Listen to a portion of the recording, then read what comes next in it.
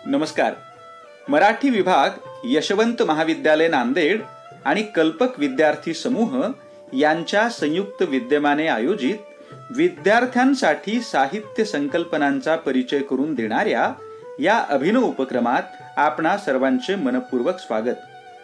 गतवर्षी सुरू झालेल्या या उपक्रमाच्या आतापर्यंतच्या भागात आपण कविता, समीक्षा, कादंबरी, नाटक, कथा, लोकसाहित्य, चरित्र आणि वैचारिक साहित्य या संकल्पनांचा परिचय करून घेतला आहे.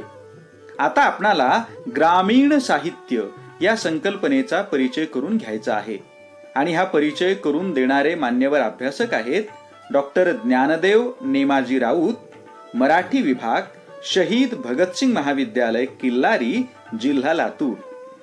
मुक्काम शिरला, तालुका औंढा, जिल्हा हिंगोली या छोट्याशा गावात शेतकरी कुटुंबाची पार्श्वभूमी असलेल्या घरात त्यांचा जन्म झाला.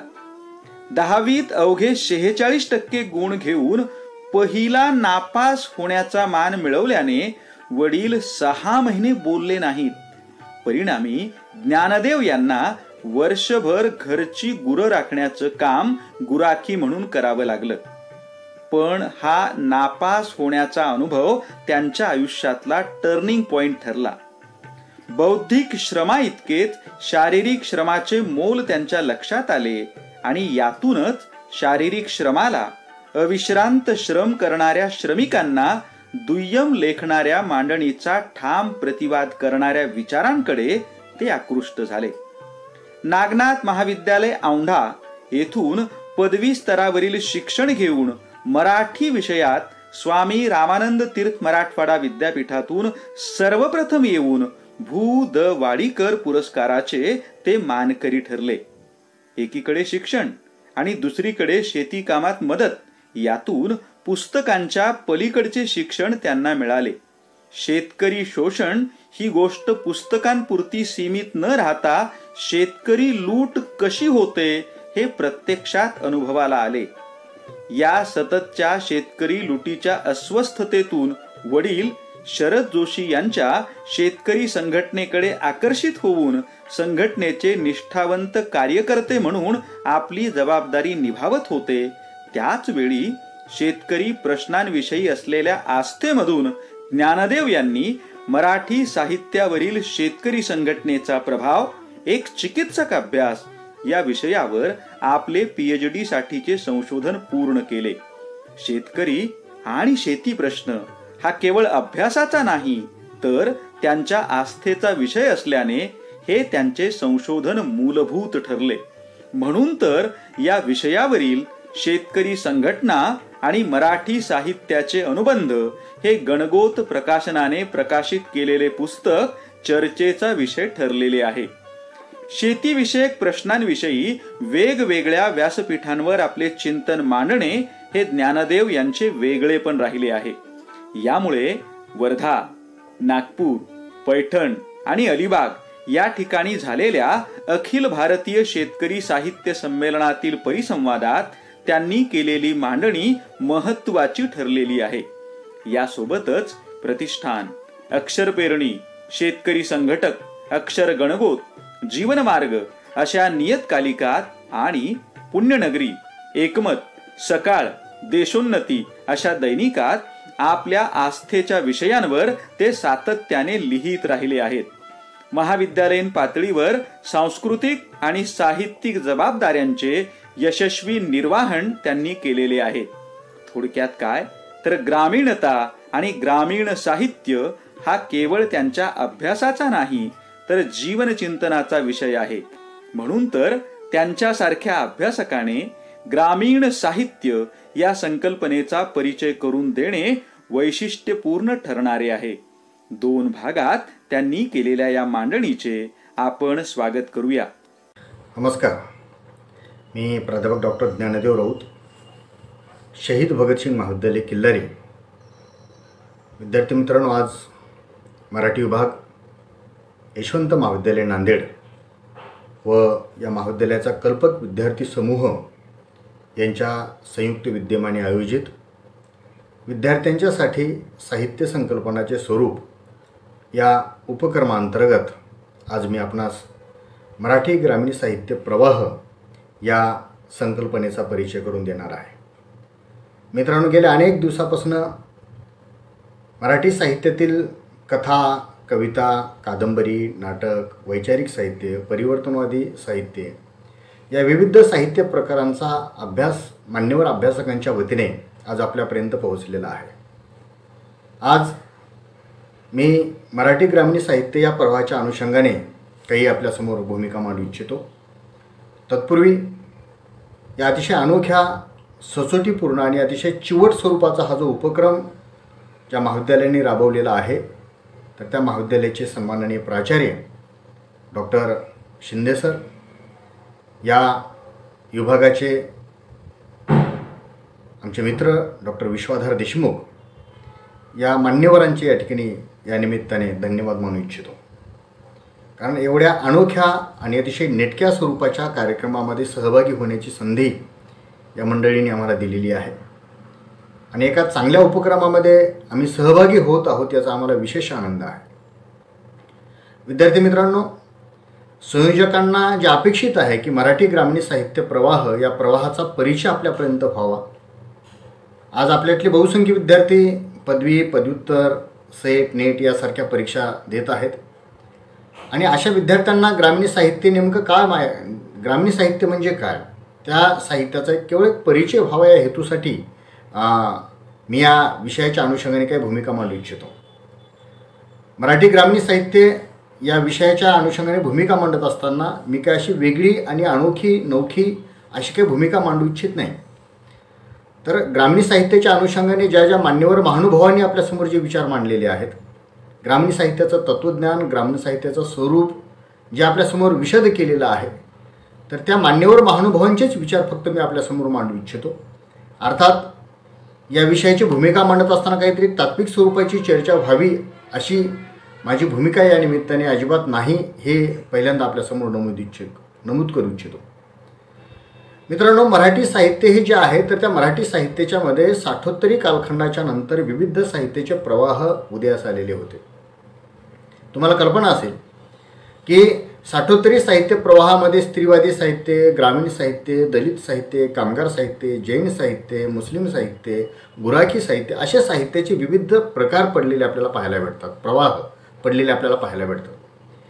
या प्रवाहाच्या निर्मितीच्या पाठीमागची भूमिका काय आहे?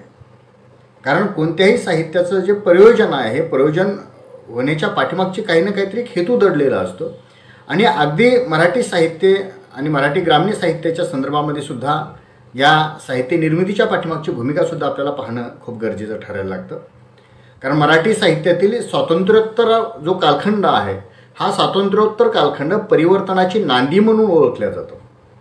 कारण 1947ला आपल्याला जेव्हा स्वातंत्र्य मिळालं आणि स्वातंत्र्य मिळाल्याच्या नंतर खेड्यापाड्यामध्ये, तांड्यापर्यंत, अगदी ज्या भागामध्ये शिक्षण पोहोचलेलं नव्हतं अशा भागामध्ये इथल्या लोककल्याणकारी राज्यांनी, सरकारने अगदी शिक्षणाची गंगा खेड्यापाड्यापर्यंत पोहोचण्याचं काम केलेलं आहे. आणि या शिक्षणाचा सार्वत्रिक परिणाम एवढा दुर्गामी स्वरूपाचा झाला की जी काही अक्षरज्ञानापासून कोसो दूर असलेली जी मंडळी होती, जी माणसं होती, तर ती माणसं शिक्षणाच्या प्रवाहामध्ये येऊन स्थिरावलेली होती. आणि साठोत्तरी कालखंडाच्या दरम्यान जी काही शिकत असलेली जी तरुण पिढी होती, ही तरुण पिढी अगदी स्वातंत्र्याच्या मध्यामध्ये जन्माला आलेली होती की ज्याने शिक्षणाचा जो काही महत्त्वाचा घटक आहे, हा घटक प्राशन केलेला होता. आणि अशा तांड्यातील, वाडी वस्तीतील, खेड्यातील, दऱ्याखोऱ्यातील, भटक्या जमातीतील अनेक मुलं शिक्षणाच्या संकलनामुळं अधिक सजग बनत गेली. आणि त्यांच्या असं लक्षात आलं की आपण जे अभ्यासक्रमामध्ये, आपण जे शालेय स्तरावर, आपण जे महाविद्यालयीन स्तरावरती जे शिक्षण घेत आहोत, तर त्या शिक्षणामध्ये आपण जे काय रोजचं जीवन जगण्याचं काम करत आहोत, आपलं जे काय आजूबाजूचं भोवतालचं जे काय जगणं आहे, हे जगणं मात्र ह्या साहित्यामध्ये किंवा ह्या अभ्यासक्रमामध्ये आपल्याला कुठेही सापडत नाही.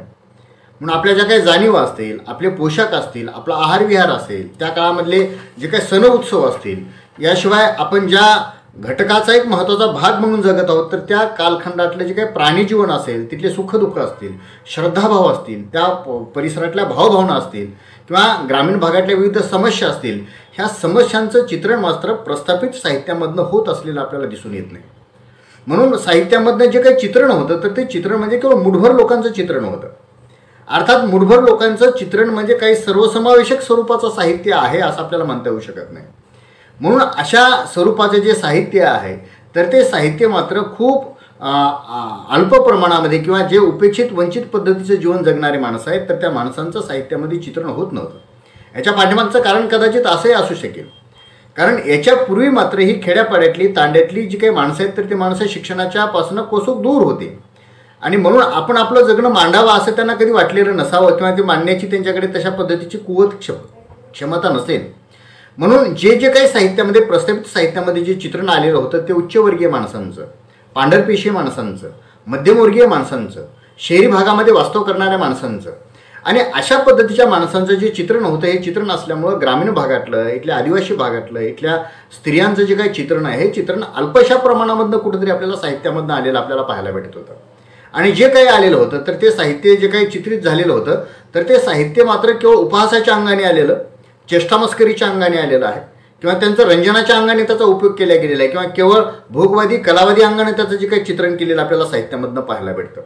आणि अशा पद्धतीचं जे चित्रण होतं या चित्रणामधनं केवळ अशा वंचित भागातल्या माणसांच्या संदर्भामध्ये काहीतरी आत्मीयतेने हे मांडावं अशा पद्धतीचा कोणतेही अवशेष या साहित्य प्रकारामधनं आपल्याला पाहायला भेटत नव्हते. आणि म्हणून ही जी काही तरुण पिढी शिक्षण घेत होती या तरुण पिढीनं असं वाटायला लागलं की आपण जे काही अभ्यासक्रमामधनं जे काही शिक्षण घेत आहोत, जे काही अभ्यासक्रमामध्ये आपण जे वाचत आहोत तर ते वाचलेलं आपल्या संदर्भामध्ये काहीही नाही. आणि अशामुळं ही जी काही अस्वस्थ झालेली आणि सजग झालेली जी काही तरुण मंडळी आहे ह्या तरुण मंडळींना असं वाटायला लागलं की आपणसुद्धा आपलं जगणं, आपणसुद्धा आपल्या वेदना, आपणसुद्धा आपल्या ज्या काही जीवन जाणीवा आहेत, ग्रामीण अनुभूती आहे, ही ग्रामीण अनुभूती आपण आपल्या साहित्यामधनं मांडली पाहिजे. दरम्यानच्या काळामध्ये हे जे काही शिक्षणाचा जे काही खूप महत्त्वाचा प्रसार आणि प्रचार झालेला होता तर त्यामुळं अगदी इथल्या वंचित माणसांच्यासाठी, इथल्या बहुजन माणसांच्यासाठी जे काही सुधारणेचे जे काही वारा आलेलं होतं तर ते वारा आणत असताना त्या काळामधले जे काही महात्मा ज्योतिराव फुले असतील, महर्षी विठ्ठलरामजी शिंदे असतील, लोकहितवादी असतील, राजश्री शाहू महाराज असतील, महात्मा गांधीजी असतील, डॉक्टर बाबासाहेब आंबेडकर असतील, ह्या सगळ्यांचं जे काही लेखन होतं, या सगळ्यांचं जे काही चिंतन होतं ही चिंतन ही मंडळी वाचायला लागली आणि ह्यांच्या असं लक्षात आलं की आपण जे जे काही जगत आहोत तर ते जगलेलं सुद्धा आपण आपल्या साहित्याचा भाग बनलं पाहिजे. आणि म्हणून या सर्व सुधारणावादी विचारवंताच्या विचाराची प्रेरणा घेऊन ह्या सगळ्या मंडळींनी आपण आपल्या साहित्यामधनं काहीतरी मांडलं पाहिजे अशा पद्धतीचा एक महत्त्वाचा विचार ह्यांच्या मनामध्ये भिजला गेलेला होता. या काळामध्ये साहित्याचं जे काही सौंदर्यशास्त्र आहे, साहित्याच्या ज्या काही जाणीवा आहेत, अनुभवाच्या ज्या कक्षा आहेत, भाषा क्षेत्र जे आहे हे भाषा क्षेत्र विचारलं पाहिजे आणि साहित्याच्या क्षेत्रामध्ये सुद्धा कितीतरी मूलभूत स्वरूपाचे आपण बदल घडवून आणले पाहिजे. आणि अशाच एका बदलाचा परिणाम म्हणून या ठिकाणी खऱ्या अर्थाने मराठी साठोत्री मराठी वाङ्मयामधनं अनेक साहित्याचे प्रवाह उदयास आलेले होते, ज्याला आपण उत्क्रांतीवादी वाङ्मय या अर्थाने सुद्धा आपण त्याच्याकडे पाहत असतो. आणि अशा ह्या साहित्य प्रवाहामध्ये दलित साहित्य, ग्रामीण साहित्य, आदिवासी साहित्य, स्त्रीवादी साहित्य, जनवादी साहित्य, मुस्लिम साहित्य, कामगार साहित्य आणि अलीकडे आमच्या नांदेड परिसरामध्ये गुराखी साहित्य अशा विविध साहित्यांच्या प्रवाहाचा एक निर्देश या निमित्ताने आपल्याला करावा लागतो. मुळात साहित्य हे सगळे साहित्याचे विविध गट वगैरे पाहिल्याच्या नंतर आपल्या असं लक्षात येईल की अशा गटागटामध्ये आणि तटातटामधले हे जे काही साहित्य आहे हे साहित्य खऱ्या अर्थाने सर्वसमावेशक होऊ शकेल का? परंतु जर यदाकदाचित जर समाज जाती धर्माच्या आर्थिक, सामाजिक, राजकीय व सांस्कृतिक उतरंडीच्या वरवंट्याखाली जर वावरत जर असेल तर त्या समाजाचा एक विशिष्ट चेहरा या ठिकाणी दिसणं खूप गरजेचं आहे. आणि म्हणून मराठी साहित्यामध्ये कधीच न आलेल्या या बहुसंख्याक जनसमूहाच्या ज्या व्यथावेदना आहेत, परिघाबाहेरचं जे काही जगणं आहे, हे दुर्लक्षित उपेक्षित जे काही जगणं आहे हे जगणं अनुभवाच्या माध्यमातून मांडायला लागलेली सगळी मंडळी होती. आणि याच मांडण्याच्या प्रक्रियेमधनं ग्रामीण साहित्याचा जो काही प्रवाह आहे हा प्रवाहसुद्धा या निमित्ताने उदयास आलेला होता. मित्रांनो, तुम्हाला प्रश्न पडलेला असेल की बाबांनो ही जी काही तरुण पिढी आहे ह्या तरुण पिढींना ग्रामीण साहित्य म्हणजे काय आहे हे सुद्धा त्यांनी या साहित्याच्या मधनं नेमकं काय अपेक्षित आहे, त्यांनी ग्रामीण साहित्य हे नेमकं कशाला म्हणायचं याविषयीच्या सुद्धा काही व्याख्या किंवा याविषयीचं स्वरूप तुम्हाला पाहणं खूप गरजेचं ठरायला लागतं. म्हणून आपण ग्रामीण म्हणजे काय, ग्रामीण साहित्याचं स्वरूप नेमकं काय आहे तर त्या स्वरूपाचा सुद्धा विचार या निमित्ताने करणार आहोत. मुळात ग्रामीण ही जी काही संकल्पना आहे ही संकल्पना पहिल्यांदा आपण बघून घेऊयात. कारण ग्रामीण साहित्य हा जो काही प्रवाह आहे आणि ही जी संकल्पना आहे ह्या संकल्पनेमध्ये ग्रामीण हा जो शब्द आहे हा ग्रामीण शब्द खऱ्या अर्थानं ग्राम या शब्दापासून आलेला आहे. ग्राम हा एक मुळात संस्कृत शब्द आहे आणि ग्राम या शब्दाचं त्याला इन हा इकार आल्याच्या नंतर ग्रामीण हा शब्द तयार व्हायला लागत असतो आणि ग्रामीण या शब्दाचा अर्थ मुळात पाहत असताना ग्रामाशी संबंधित, खेड्याशी संबंधित, गावाशी संबंधित असा या निमित्ताने आपल्याला अर्थ घेता येऊ शकतो. या संदर्भातले जे अभ्यासक आहेत वाघ व आपटे नावाचे, तर त्या वाघ व आपटे यांनी शब्द रत्नाकर नावाचा जो काही त्यांचा ग्रंथ आहे या ग्रंथामध्ये ग्रामीण या शब्दाचा अर्थ विशद करण्याचं काम केलेलं आहे. ते असं म्हणतात की ग्राम या शब्दापासून ग्रामीण असा शब्दप्रयोग रूढ झालेला आहे. कारण संस्कृत ग्रामचा जो काही शब्दकोशातील जो अर्थ आहे तर तो अर्थ म्हणजे गाव किंवा खेडे. अगदी याच पद्धतीची मांडणी करत असताना जसं आपल्याला वाघ व आपटे यांनी गाव किंवा खेडे या अर्थाने ग्राम हा शब्दप्रयोग वापरला गेलेला आहे, या संदर्भामध्ये कृष्णा किरवले नावाचे जे काही या साहित्याचे अभ्यासक आहेत तर त्यांनी ग्राम्य या शब्दापासून ग्राम या शब्दाची उत्पत्ती झालेली आहे असा शोध लावलेला आहे. याशिवाय या शब्दापासून गावठी, गावरान, खेडवळ, अशिष्ट, असभ्य अशा अर्थाचं सुद्धा प्रतिपादन केलेलं आहे. परंतु या संदर्भातला जो अर्थ आहे तर त्या संदर्भातल्या अर्थाचा व्यापक अर्थ मांडण्याचं काम खऱ्या अर्थानं ग्रामीण साहित्याचे अभ्यासक मोहन पाटील यांनी ग्रामीण साहित्य व संस्कृती या ग्रंथामध्ये ग्राम म्हणजे गाव असा त्याचा अर्थ संबोधित करण्याचं काम केलेलं आहे. ग्राम या शब्दावरनं ग्रामण्य, ग्रामस्य, ग्रामकन्या असे संस्कृत शब्द, तर गाव या शब्दावरनं गावकरी, गावठी, गावकूस, गावरान, गावभवानी, गावकी, गावगाडा, गावठाण इत्यादी शब्द या संदर्भामध्ये निगडीत आलेले आहेत असं आपल्याला सांगता येऊ शकतं. मुळात ग्रामीण या शब्दांच्या पाठीमागची जी काही भूमिका आहे किंवा ग्रामीण या शब्दांच्या पाठीमागचा जो काही हेतू आहे हा हेतू या मान्यवर अभ्यासकाने आपल्यासमोर सांगण्याचं काम केलेलं आहे. मुळात गावगाडा हा नावाचा जो काही ग्रंथ आपल्या मराठी साहित्यामध्ये आलेला आहे की ज्यांना खऱ्या अर्थानं गावगाड्याचा दस्तऐवज म्हणून गावगाडा या ग्रंथाकडे म्हणजे त्रिना आत्रे यांचा जो काही हा गावगाडा नावाचा ग्रंथ आहे या ग्रंथामध्ये त्यांनी ग्रामीण या शब्दांची किंवा गाव या शब्दांची जी रचना आहे ही रचना अतिशय नेमक्या आणि नेटक्या भाषेमध्ये आपल्यासमोर सांगण्याचं काम केलेलं आहे. ती मी आपल्यासमोर मांडू इच्छितो. ते बघा काय म्हणतात की जिच्या भोवती किर्दसार वाहितीला योग्य जमीन आहे आणि जिच्यामध्ये मातंबर शेतकरी व पुष्कळशे मजूर आहेत अशा वस्तीला गाव असं म्हटलं जातं. म्हणजे गाव ही संकल्पना नेमकी काय आहे की गाव असं एक वस्तीचं ठिकाण आहे की वस्तीच्या ठिकाणच्या आजूबाजूला जी काही जमीन आहे ही जमीन शेती करण्यासाठी योग्य आहे आणि या शेतीचे काही एक विशिष्ट जमीनदार मालक आहे आणि त्या शेतीमध्ये राबणारे काही मजूर लोक आहेत आणि अशा जगण्याच्या अशा रीतीने जे काही वावरणारे जो काही समाज आहे, समूह गट आहे, तर त्या समूह गटाला खऱ्या अर्थानं गाव असं म्हटलं गेलेलं आहे. आणि त्याच समूह गटाच्या ज्या काही भावभावना आहेत, त्यांच्या ज्या काही वेदना आहेत, त्यांच्या जी काही कृषिनिष्ठ संस्कृती आहे, त्यांच्या संदर्भातली जी काही निसर्ग सन्मुखता आहे, निसर्गातलं जे सान्निध्य आहे, अशा विविध सान्निध्याच्या संदर्भामध्ये जे काय आलेलं चित्रण आहे हे चित्रण खऱ्या अर्थानं ग्रामीण साहित्य संकल्पनेमध्ये मोडलेलं आपल्याला पाहायला भेटतं. आणि अशाच पद्धतीच्या ग्रामसमूहाशी जगणारं जे काही त्यांच्या जगण्याची काही रीत आहे तर त्या रीतीचं चित्रण ज्या साहित्यामध्ये आढळत असतं तर त्या साहित्याला ग्रामीण साहित्य असं म्हटलं गेलेलं आहे. मुळात विद्यार्थी मित्रांनो की ग्रामीण हा जो शब्द आहे हा शब्द पहिल्यांदा नेमकं मराठी साहित्यामधून आपल्याला कुठे सापडायला लागतो तर र वा दिघे नावाचे जे काही ग्रामीण साहित्यिक आहेत किंवा लेखक आहेत तर त्या मराठी साहित्यातल्या लेखकांनी त्यांनी आई आहे शेतात या कादंबरीच्या मलपृष्ठावरती पहिल्यांदा ग्रामीण साहित्य हा शब्दप्रयोग पहिल्यांदा प्रचलनामधनं आणलेला आहे. आणि हे सगळं पाहत असताना आपल्याला ग्रामीण साहित्य नेमकं कशाला म्हणायचं, या साहित्यामध्ये कोणते घटक अभिप्रेत आहेत, या संदर्भामधल्या अनेक अभ्यासकांनी समीक्षकांनी काही आपल्यासमोर व्याख्या आपल्यासमोर ठेवलेले आहे. कारण मुळात ग्रामीण साहित्य समजून घेत असताना ग्रामीण साहित्याच्या नेमक्या व्याख्या काय हे सुद्धा पाहणं या निमित्तानं आपल्याला खूप गरजेचं ठरायला लागतं. म्हणून खऱ्या अर्थानं ग्रामीण साहित्याची चळवळ 1970च्या दरम्यान जी काही निर्माण झालेली होती आणि त्या ग्रामीण साहित्य चळवळीचे जे काही महत्त्वाचे प्रवर्तक होते त्या काळातले आनंद यादव असतील, रा. बोराडे सर असतील, ह्या सगळ्या मंडळींनी ग्रामीण साहित्याचं स्वरूप विशद करण्याचं काम केलेलं आहे. तर त्याच्यामध्ये पहिली आपण आनंद यादव यांची व्याख्या पाहूयात. ते आपल्या ग्रामीण साहित्याचं स्वरूप विशद करत असताना काय सांगतायत बघा की ग्राम व ग्रामाच्या लगत बाहेर राहणारे पूर्वास्पृश्य तसेच रानावानामध्ये राहणारे आदिवासी, भारतीय आणि त्यांचे जीवन हेही ग्रामीण विशेषणाला अभिप्रेत आहे. या सर्वांची संवेदना ज्यात व्यक्त होते ते ग्रामीण साहित्य होय. म्हणजे बघा की किती सुटसुटीत व्याख्या त्यांनी सांगण्याचं काम केलेलं आहे की ग्राम म्हणजे काय, म्हणजे ग्राम म्हणजे ज्या गावामध्ये जी मंडळी राहत असतात आणि त्या गावाच्या बाहेर म्हणजे आपण वेशीच्या आत म्हटले आणि वेशीच्या बाहेरच्या असं जे म्हणत असतो स्पृश्य आणि अस्पृश्य जी काही मंडळी आहेत तर त्या मंडळींचं जगणं या साहित्यामध्ये यायला लागत असतं.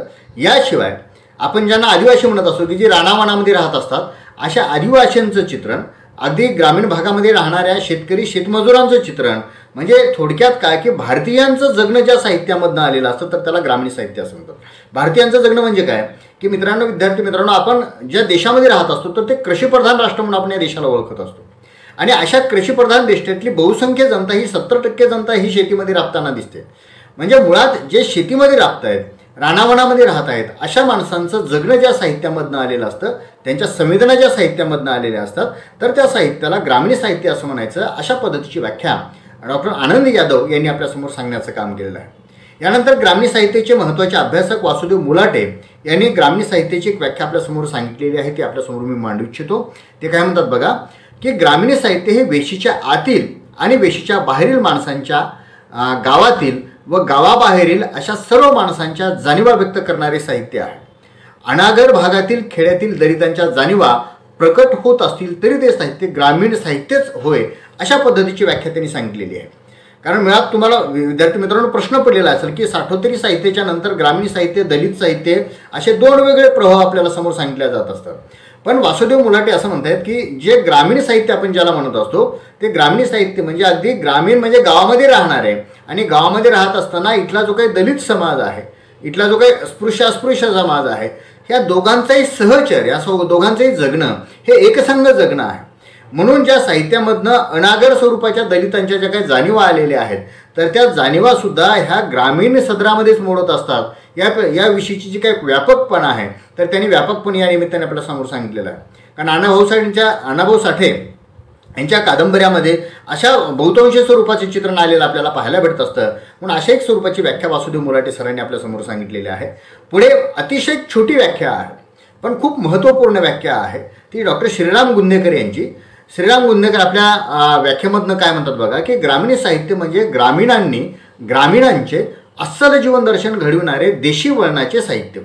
म्हणजे अतिशय महत्त्वाची व्याख्या आहे बघा की या व्याख्यामधून ते काय म्हणतात की ग्रामीण साहित्य म्हणजे ग्रामीणांचे म्हणजे बघा की जे खेड्यामध्ये राहणारे माणसं आहेत, खेड्यामधलं ज्यांनी जीवन जगणं अनुभवलेलं आहे, ज्यांनी ते भोगलेलं आहे, अशा लोकांनी लिहिलेले जे साहित्य आहे आणि जे देशी वळणाचं साहित्य आहे, अगदी आपल्या बोलीभाषेच्या अंगभूत गुणधर्मासह आलेलं जे साहित्य आहे तर त्या साहित्याला सुद्धा ग्रामीण साहित्य असं म्हटले गेलं पाहिजे. म्हणजे याच्यामध्ये बघा की त्याने विशेषतः दोन आपल्याला संदर्भ आपल्यासमोर दाखवलेले आहेत, एक नागर साहित्य आणि अनागर साहित्य. म्हणजे काही माणसं म्हणजे जसं की 1920च्या नंतर गांधीजींनी खेड्याकडे चला असं म्हटलेलं होतं आणि शहरातल्या माणसांनी खेड्यातलं जे काही केलेलं चित्रण होतं तर ते चित्रण खऱ्या अर्थानं ग्रामीण म्हणायचं का, म्हणजे आपण नंतर त्याच्यावरती विस्तृतपणे पाहणारच आहोत. पण मुलाटे सरांनी जे सांगितलेलं आहे की म्हणजे गुंदेकर सरांनी जे सांगितलेलं आहे की ज्याच्यामध्ये ग्रामीण आणि ग्रामीणांचे अस्सल जीवनदर्शन घडविणारे देशी वळणाचे साहित्य होय, अशा पद्धतीचा नामोल्लेख या निमित्ताने केलेला आहे. म्हणजे जे साहित्य चित्रित झालेलं आहे तर ते साहित्य हे वास्तवतेच्या पातळीवरती टिकलेलं असलं पाहिजे, त्याला एक वेगळ्या पद्धतीचं वास्तवतेची किनार असली पाहिजे, अशा पद्धतीची मांडणी श्रीराम गुंदेकर यांनी मराठी साहित्याच्या स्वरूप विशद करत असताना आपल्यासमोर सांगितलेले आहे. मुळात सरोजिनी बाबर नावाच्या जे काही महत्त्वाच्या विदुषी आहेत, अभ्यासक आहेत, तर त्या सरोजिनी बाबर यांनी ग्रामीण साहित्याची व्याख्या आपल्यासमोर विशद करत असताना त्यांनी असं म्हटलेलं आहे. त्या व्याख्यामध्ये आपल्या काय म्हणतात बघा की ग्रामाग्रामातून खेड्यापाड्यातून विखुरलेल्या सर्वसामान्य जनतेचे असलेले व त्यांच्यासाठी लिहिलेले वाङ्मय हे ग्रामीण वाङ्मय होय. या वाङ्मयात सामान्य लोकांचे जीवन प्रतिबिंबित झालेले असते, त्यांच्या भावभावना, आकांक्षा त्यात चित्रित झालेल्या असतात. एवढेच नाही तर ही माणसे आपल्या भोवतालच्या निसर्गासह या ठिकाणी आपल्या ढंगात बोलकी असतात. म्हणजे सरोजिनी बाबर यांनी या व्याख्येच्या माध्यमातून आपल्यासमोर जे चित्रण समोर केलेलं आहे तर ते सांगत असताना ग्रामीण भागामधून किंवा खेड्यापाड्यामधून जो काही विखुरलेली जी जनता आहे त्या जनतेच्या जे काय भावभावना आहेत, त्यांचं जे काय प्रतिबिंब आहे ते प्रतिबिंब ज्या साहित्यामधनं आलेलं असतं आणि विशेषतः साहित्यामध्ये येत असताना ते त्यांच्या ढंगामध्ये आलं पाहिजे. म्हणजे त्यांची जी बोलीभाषा आहे, त्यांची जी काही व्यवहाराची भाषा आहे, त्यांची जी काही दैनंदिन जगण्याची जी भाषा आहे तर त्या भाषेमधनं आलं पाहिजे. आणि अशा पद्धतीचं अगदी निसर्गासह चित्रित झालेले जे काही साहित्य आहे तर ते साहित्य खऱ्या अर्थानं ग्रामीण साहित्य या सदरामध्ये मोडत असतं. या पद्धतीची अतिशय महत्त्वपूर्ण व्याख्या म्हणजे बोलीभाषेला ग्राह्य धरून भाषेला या ठिकाणी महत्त्व आहे, निसर्गाला या ठिकाणी महत्त्व आहे आणि निसर्गासोबत महत्त्व असत असताना यामध्ये खऱ्या अर्थानं त्या भोवतालचं जे काही जीवन जगणं आहे म्हणजे सुखदुःखाचं जे जगणं आहे हे जगणंसुद्धा साहित्याचा भाग बनलं पाहिजे. अशा पद्धतीची अतिशय महत्त्वपूर्ण व्याख्या डॉक्टर सरोजिनी बाबर यांनी आपल्यासमोर सांगितलेली आहे. दुसरी एक महत्त्वाची व्याख्या आहे डॉक्टर प्रभाकर बागले यांनी दिलेली आहे. ते काय म्हणतात बघा, की ज्या साहित्यामध्ये ग्रामीण संवेदना आविष्कृत झाली असेल आणि शहरी संवेदनेचा अभाव असेल ते साहित्य म्हणजे ग्रामीण साहित्य. अतिशय छोटी व्याख्या आहे, पण ज्या व्याख्यामध्ये त्यांनी असं म्हटलं की ग्रामीण संवेदना म्हणजे काय बरं, की अगदी ग्रामीण लोकांचं जीवन जे जगणं आहे किंवा ग्रामीण लोकांचे जे काही महत्त्वाचे सुखदुःखाचे जे भावभावना आहेत, तर त्या भावभावना अगदी त्यांच्या सगळ्या जगण्याला सोबत घेऊन ज्या काय मांडल्या गेलेल्या आहेत किंवा ज्या आल्या गेलेल्या आहेत, तर त्या संवेदना खऱ्या अर्थानं ग्रामीण संवेदना आहेत. आणि अशा पद्धतीच्या संवेदना ज्या साहित्यामधून आविष्कृत झालेल्या आहे, पण ज्या साहित्यामधून खऱ्या अर्थानं शहरी संवेदनेचा अभाव आहे, अशा पद्धतीच्या साहित्याला खऱ्या अर्थानं ग्रामीण साहित्य असं म्हटलं गेलेलं आहे. पुढची एक महत्त्वाची व्याख्या आपण बघूयात, की ज्याच्यामध्ये रा.गो. चौरे नावाचे जे काही ग्रामीण साहित्याचे अभ्यासक आहेत, तर त्या अभ्यासकांनी या संदर्भातली एक व्याख्या आपल्यासमोर विशद करण्याचं काम केलेलं आहे. ते काय म्हणतात बघा, की ग्रामीण जीवन त्या ग्रामव्यवस्थेतील रूढी आणि परंपरागत यांच्यात निहित असते आणि ग्रामविशिष्ट प्रदेशामध्ये वसलेले असते. प्रदेश म्हटल्याबरोबर आपल्यासमोर भौगोलिक परिसर उभा राहतो. या प्रदेशात वसलेल्या गावातील जनजीवनाविषयी वैशिष्ट्यपूर्ण निर्माण झालेल्या साहित्याला ग्रामीण साहित्य असं म्हटलं गेलं आहे. की रा.गो. चौरे यांनी या व्याख्येमधनं आपल्यासमोर असं सांगितलेलं आहे की जे साहित्य ग्रामीण साहित्य म्हणून आपण ज्याला संबोधित करत असतो, तर त्या साहित्यामध्ये जसं लोकजीवन महत्त्वाचं आहे, लोकभावना जशी महत्त्वाची आहे, अगदी त्याच पद्धतीनं त्या प्रदेशाचे जे काही वेगळेपण सुद्धा येणं खूप गरजेचं आहे. म्हणून आपण ग्रामीण साहित्य आपण म्हणत असताना त्या ग्रामीण साहित्यातल्या काय प्रादेशिक स्वरूपाच्या ज्या काय जाणीवा आहेत, तर त्या जाणीवासुद्धा येणं खूप गरजेचं आहे. उदाहरणार्थ आपण गारबीचा बापू नावाची साहित्यकृती जर पाहिलेली असेल, धग नावाची कादंबरी पाहिलेली असेल, रा.रा. बोराडे सरांची पाचोळा नावाची कादंबरी जर पाहिलेली असेल, अगदी लातूर परिसरामध्ये शेषराव मोहितेंची असं जगणं तोलाचं नावाची कादंबरी पाहिलेली असेल, किंवा विदर्भामध्ये हल्या हल्या दुदुदे नावाची बाबाराव मुसळे यांची कादंबरी पाहिलेली असेल, म्हणजे त्या प्रदेशाचा आणि त्या प्रदेशातील भाषिक जे काही वेगळेपण आहे, तर ते वेगळेपण सुद्धा खऱ्या अर्थानं अशा साहित्यामधून येणं अभिप्रेत आहे.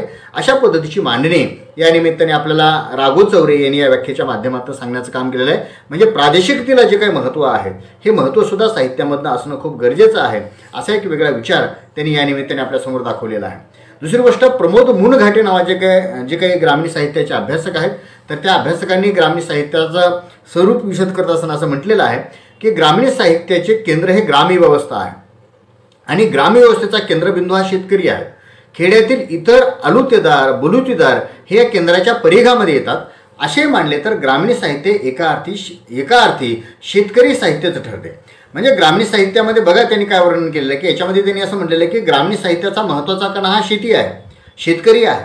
आणि त्या शेती आणि शेतीमध्ये राबत असताना तर त्या शेतीला पूरक असणारे जे काही महत्त्वाचे जे व्यवसाय आहेत, ज्याच्यामध्ये 18 आलुतेदार आणि 12 बलुतेदार ही जी काही ग्रामव्यवस्थेतल्या रचनेचा जो काही महत्त्वाचा भाग आहे, म्हणजे केवळ ग्रामीण साहित्यामध्ये शेती आणि शेतकऱ्याचंच चित्रण यावं असं अपेक्षित नाही, तर त्या शेती आणि शेतीला अगदी पूरक ठरणारे जे काही महत्त्वाचे व्यवसाय आहेत, ज्याला जी काही एक वेगळी व्यवस्था ग्रामरचनेच्या अनुषंगाने ग्रामीण भागामध्ये वसलेली होती, ज्याला 18 आलुतेदार आणि 12 बलुतेदार म्हटलेलं आहे, आणि अगदी अशा ह्या परिघातल्या माणसांचं सुद्धा चित्रण ज्या साहित्यामधनं येणं गरजेचं आहे, तर त्या साहित्याला खऱ्या अर्थाने शेतकरी साहित्य किंवा ग्रामीण साहित्य असं म्हटलं गेलं पाहिजे. व शेवटी एक महत्त्वाची व्याख्या आपण बघूयात, आणि ग्रामीण साहित्याचं स्वरूप या विविध व्याख्यावरून आपल्याला कदाचित लक्षात आलेलं असेल. एक रा.र. बोराडे यांची एक व्याख्या आहे की ज्यांनी खऱ्या अर्थानं ग्रामीण साहित्याच्या चळवळीला एक महत्त्वाची म्हणजे हातभार लावण्याचं काम केलेलं आहे. अगदी रा.र. बोराडे यांनी जी काही ग्रामीण साहित्याच्या स्वरूपाची व्याख्या सांगितली आहे, तर ती व्याख्या आता आपण बघूयात, की ज्याच्यामध्ये ते असं म्हणतात की बहुतांशी ग्रामीण साहित्यिक हे विस्थापित साहित्यिक आहेत. म्हणजे बघा खूप महत्त्वाची व्याख्या याच्यामध्ये आहे की बहुतांश ग्रामीण साहित्यिक हे विस्थापित साहित्यिक आहेत. शिक्षण घेण्याची हौस आहे म्हणून ते नागरी भागाकडे आले आहेत. म्हणून ते नागरी भागाकडे आले नाहीत, तर शेती व्यवसायाच्या अतिरिक्त भारामुळे विस्थापित होऊन पुनर्वसनासाठी ते नागरी भागाकडे आलेले आहेत. याचाच अर्थ असा की आमच्या बहुतांश ग्रामीण साहित्यिकांची साहित्य निर्मिती ही विस्थापितांची साहित्य निर्मिती आहे.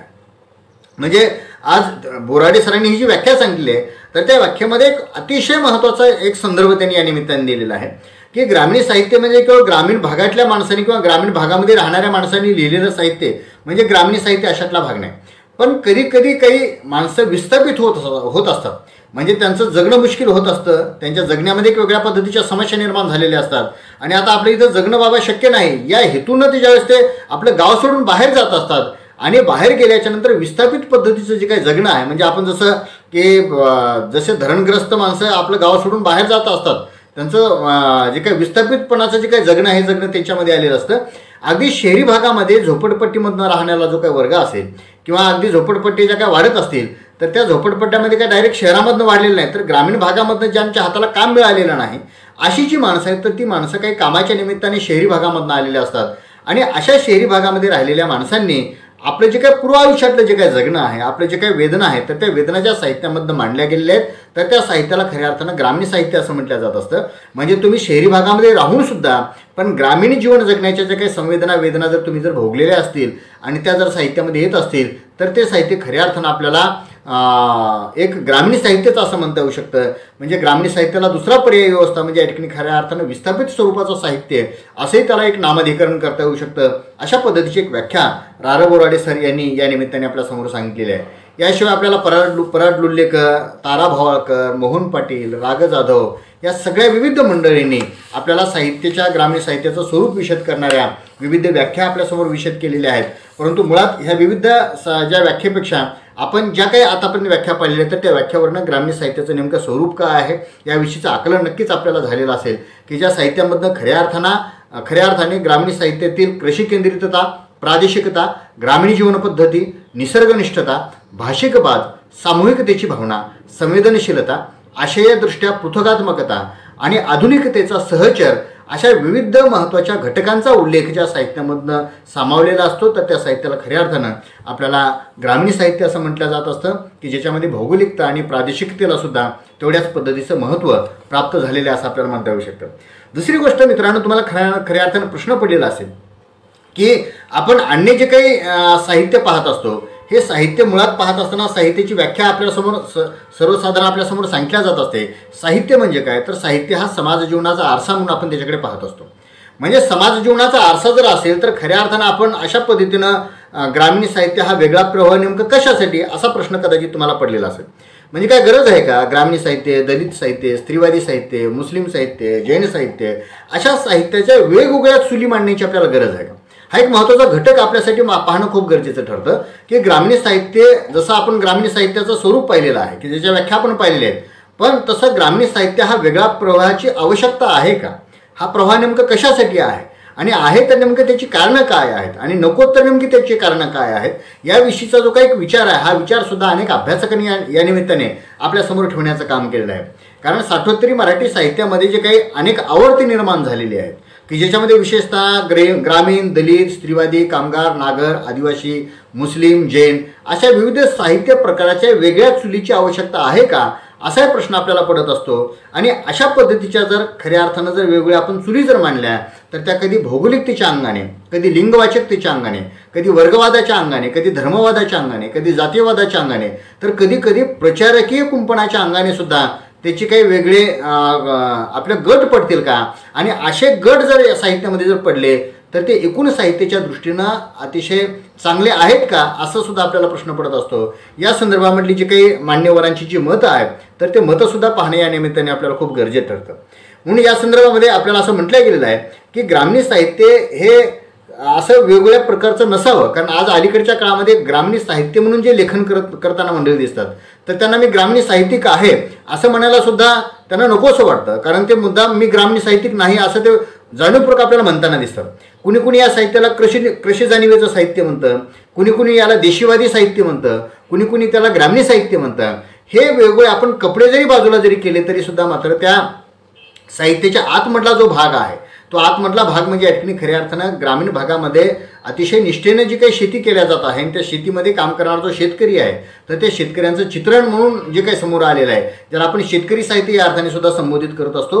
पण अशा पद्धतीच्या साहित्याच्या वेगवेगळ्या चुली जर झाल्या तर एकूणच आपल्या साहित्य प्रकारासाठी त्या मारक ठरू शकतील का असाही प्रश्न या निमित्ताने आपल्याला पडू शकतो. म्हणून या संदर्भातली भूमिका मांडत असताना सुधीर रसाळ नावाचे जे काही साहित्याचे समीक्षक अभ्यासक आहेत तर त्यांनी या संदर्भामध्ये आपली भूमिका मांडलेली आहे. तर ती भूमिका आपल्यासमोर ठेवायला मला आनंद वाटेल. ते काय म्हणतात बघा की आजचा वाङ्मय व्यवहार हा लेखक, वाचक आणि समीक्षक यांच्या अनेक लहान मोठ्या गटात बंदिस्त झालेला दिसतो.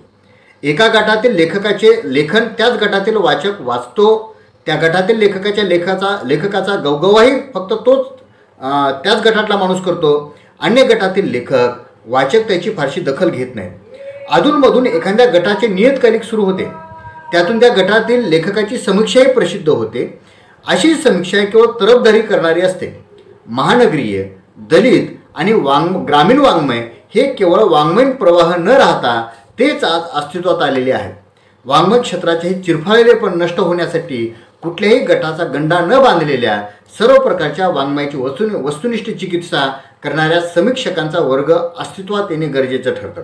म्हणजे सुधीर रसाळ सरांनी ही जी आपल्यासमोर जे निवेदन केलेलं आहे, जी मनोगत आपल्यासमोर मांडलेलं आहे, तर हे मनोगत मांडत असताना त्यांनी असं म्हटलेलं आहे की बाबांनो, आपण हे जे काही वेगवेगळ्या गटामध्ये आणि तटामध्ये जर आपण साहित्य निर्मिती जर करत जर असतील तर त्याचा प्रकार असा होतो की एखादी चांगली साहित्यकृती जरी असेल तर त्या गटातल्या माणसांची साहित्यकृती आपण ती वाचायची नाही. म्हणजे दलित गटातल्या माणसांनी जर साहित्य निर्मिती केली तर त्या दलित समीक्षकांनीच वाचायची. ग्रामीणची जर केली तर त्या ग्रामीण साहित्याच्याच माणसांनी वाचायची. अगदी जैन साहित्याचं एखादं साहित्य आलेलं असेल तर ते मुस्लिम साहित्यिकांनी वाचायचं नाही. म्हणजे आपण अशा जातीवर, धर्मावर, प्रदेशावर, वर्गावर आणि लिंगावरती जर आपण साहित्य निर्मिती जर करायला जर लागलो तर एक वेगळ्या पद्धतीचं चिरफाळेपण साहित्याला निर्माण होऊ शकेल की काय, अशा पद्धतीची भीती या निमित्ताने सुधीर रसाळ सरांनी या निमित्ताने व्यक्त केलेली आहे.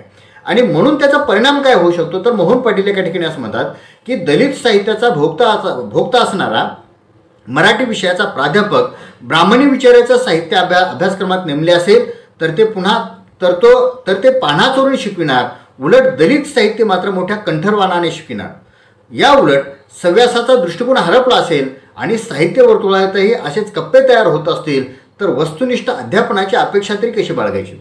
म्हणजे विद्यार्थी मित्रांनो, ज्यावेळेस मी ज्यावेळेस साहित्यामध्ये वाचायला लागतील, हे वाचत असताना सुद्धा आपल्याला प्रश्न पडलेला आहे की आपण जर एखादा दलित साहित्य शिकवणारा एखादा लेखक जर असेल, एखादा अध्यापक जर असेल आणि त्या ठिकाणी जर ब्राह्मणी विचाराची जर एखादी मांडणी करणारी कविता किंवा कथा जर असेल तर मात्र तो पान्हा चोरून वाचेल, शिकवेल. पण तेच जर एखादा दलित जाणीवेची एखादी कविता जर असेल तर ती मात्र अति उत्स्फूर्तपणे शिकवेल. म्हणजे ह्याचा परिणाम अध्यापन पद्धतीवरती होणार नाही का? किंवा एखादा ब्राह्मण्येतर म्हणजे ब्राह्मण एखादा अध्यापक असेल आणि एखाद्या दलित जाणीवेची कविता जर त्याच्यामध्ये जर आलेली असेल तर सुद्धा मात्र तो तुच्छतेच्या अंगानेच त्या कवितेकडे बघेल की काय. आणि ह्याचा परिणाम या ठिकाणी साहजिकच समोर बसलेला जो विद्यार्थ्यांचा वर्ग आहे तर त्या वर्गाच्या अध्यापनावरती तरी होऊ शकणार नाही का, अशा पद्धतीची भीतीसुद्धा मोहन पाटील यांनी व्यक्त केलेली आहे. म्हणून त्यांनी असं मत व्यक्त केलं की बाबा, मूल्यात्मक अंगानं पाहत असताना आणि स्वरूपाच्या अंगानं पाहत असताना आपण अशा वेगवेगळ्या चुली मांडण्याची आपल्याला तशी काही गरज नाही. अशा पद्धतीची भूमिका आपल्याला डॉक्टर सुधीर रसाळ आणि मोहन पाटील यांच्या ह्या मांडणीवरून आपल्याला लक्षात येऊ शकेल. पण हे सगळं जरी असेल तरी सुद्धा मात्र कधी अशा पद्धतीचे बहुविध प्रवाहसुद्धा हे खऱ्या अर्थानं आज नितांत गरजेचे आहेत की काय, अशा पद्धतीची सुद्धा भूमिका काही अभ्यासकांनी मांडण्याचं गरजेचं केलेलं आहे. कारण यदा कदाचित प्रस्थापित मराठी साहित्यामध्ये ज्याला आपण म्हणूयात की ज्याला आपण सर्वसमावेशक साहित्य आपण ज्याला म्हणत असतो, पण त्या साहित्यामध्ये जर अशा वंचित उपेक्षित माणसांच्या जर वेदना आणि जर जाणीवा जर प्रगट जर होत नसतील तर मात्र साहजिकच त्यांना सुद्धा त्यांची एक वेगळी चूर का मांडता येऊ नये, अशा पद्धतीचा विचार या निमित्ताने आपल्याला पाहणं खूप गरजेचं ठरतं.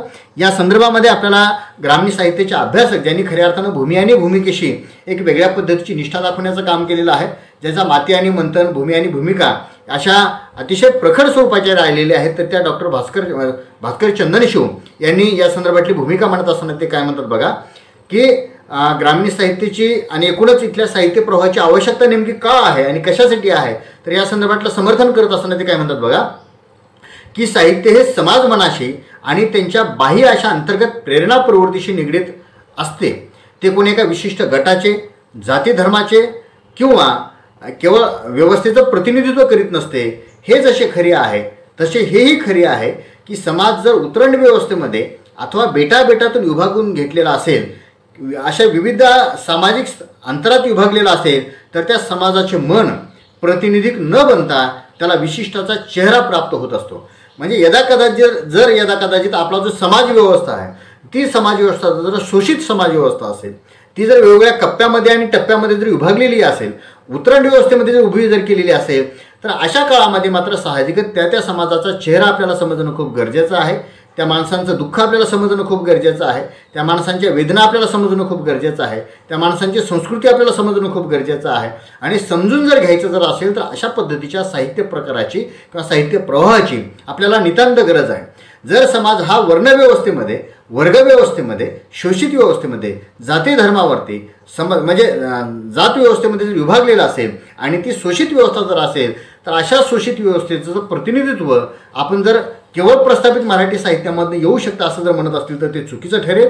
आणि म्हणून अशा माणसांचा चेहरा या ठिकाणी समाजाला कळावा, साहित्यामधनं तो यावा, म्हणून खऱ्या अर्थानं असं बेटामध्ये जर खऱ्या अर्थानं आपल्या अशा काही टप्प्याटप्प्यामधनं समाज जर विभागलेला असेल तर त्या समाजाचा सुद्धा चेहरा दाखवण्यासाठी खऱ्या अर्थानं ग्रामीण साहित्याची, दलित साहित्याची, स्त्रीवादी साहित्याची, मुस्लिम साहित्याची, जैन साहित्याची आणि जे काही उपेक्षित वंचित वर्ग असेल तर त्या वर्गाचं साहित्य या ठिकाणी येण्याची खूप गरज आहे. अशा पद्धतीची मांडणी आपल्याला भास्कर चंदनशिव यांच्या ह्या लिखाणावरून आणि ह्या मांडणीवरून आपल्याला पाहता येऊ शकतो. पण कदाचित असाही प्रश्न होऊ शकतो की यदा कदाचित अशा पद्धतीची जर साहित्य निर्मिती जर झाली तर काही टीकाकार अशी टीका करत असतात की अशा पद्धतीचं साहित्य खऱ्या अर्थानं प्रचारकीय साहित्य होऊ शकेल.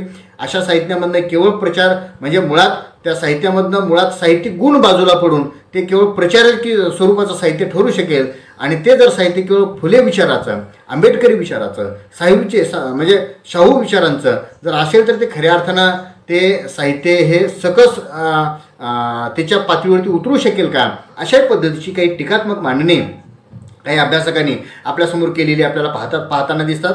म्हणून हे प्रचारकीय साहित्य खऱ्या अर्थानं सकस साहित्याच्या एकूण कसोटीला उतरू शकेल का, अशा पद्धतीची भीती व्यक्त करणाऱ्या माणसांच्या संदर्भामध्ये मात्र बाह कल्याणकर नावाचे जे काही साहित्याचे अभ्यासक आहेत तर ते अभ्यासक या स्वरूपाच्या प्रश्नाला उत्तर देत असताना ते काय म्हणतात बघा की बाह कल्याणकर सांगतात की त्यांचे साहित्य तर शोषण बंबाळ आहे ना, त्यांच्या एका लेखणीच्या फटकाऱ्याने बहुजन स्त्री पुरुषांना गुलाम केले, तो प्रचार नव्हता का? फुले आंबेडकरी विचार हा नव्या युगाचा विचार आहे, त्यामुळे प्रचार होणारच. चांगला विचार लोकांमध्ये पेरलाच पाहिजे. साहित्यानं प्रचारकीय असणं हा दोषही नाही, अपराधीही नाही. हे सांगणारे कोण? आम्ही त्यांचं का ऐकावं? ते मुठभर लोक म्हणजे काय राष्ट्र नाही? राष्ट्र म्हणजे या देशामध्ये श्रम करणारी बहुसंख्य जनता आहे. त्या जनतेचे सुख दुःख म्हणजे राष्ट्र. म्हणून तथाकथित उच्चभ्रू लोक म्हणजे देश, राष्ट्र नव्हे आणि संस्कृतीही नव्हे.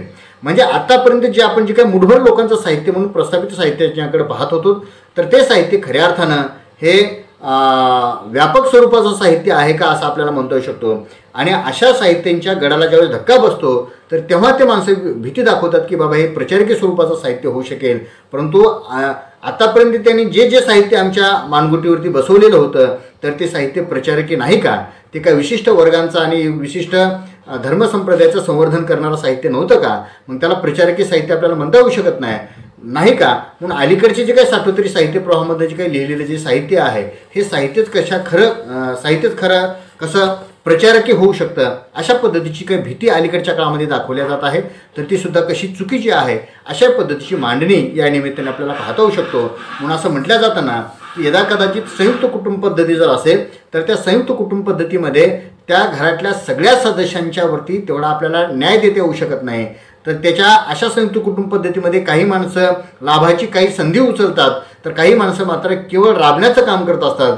पण विभक्त कुटुंब पद्धती जर झाली तर मात्र सगळ्यांनाच वेगवेगळ्या पद्धतीची संधी प्राप्त होऊ शकते आणि तिच्यामधनं काहीतरी सकसता निर्माण होऊ शकते.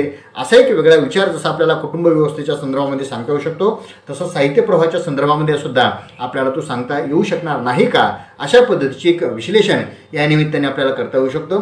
म्हणून ग्रामीण साहित्य प्रवाह हे नेमके वेगळे असले पाहिजे का किंवा नसले पाहिजे याविषयीच्या घटकाचा सुद्धा या निमित्ताने आपल्याला आढावा घेणं आपल्याला खूप गरजेचं वाटत होतं. म्हणून आपण तोही भाग या निमित्ताने आपण पाहिलेला आहे. याशिवाय ग्रामीण साहित्याचं स्वरूप विशद करत असताना ग्रामीण साहित्याला नेमकी वैचारिक अधिष्ठान नेमकं कशाचं आहे, नेमकं ग्रामीण साहित्याचं प्रेरणास्थान कोण आहे, वैचारिक अधिष्ठान काय आहे? कारण आपल्याला माहिती आहे कारण मुळात साहित्याचा प्रेरणा ही पिंडधर्मी असते. ते काही विशिष्ट एक विचार घेऊन साहित्य लेखन केल्या जात नाही. कारण कोणताही विचार हा काही विशिष्ट कालखंडामध्येच तो लक्षणीय ठरतो अशातलाही भाग नाही. म्हणून यापूर्वी काही ग्रामीण साहित्य चित्रित होतं नव्हतं अशातलाही भाग नाही. उलट आपण बघतोच ना, संत साहित्य असेल, महानुभव साहित्य असेल, शाहिरी साहित्य असेल, या साहित्यामधनं सुद्धा ग्रामीण जाणीवा चित्रण होतच होत्या. पण त्या काळातल्या ग्रामीण साहित्याच्या प्रेरणा ह्या कदाचित वेगळ्या होत्या. आणि अलीकडे साठवतरी मराठी जे काही साहित्य आहे तर त्या साहित्याच्या नेमक्या प्रेरणा काय आहेत, त्यांचं वैचारिक अधिष्ठान काय आहे?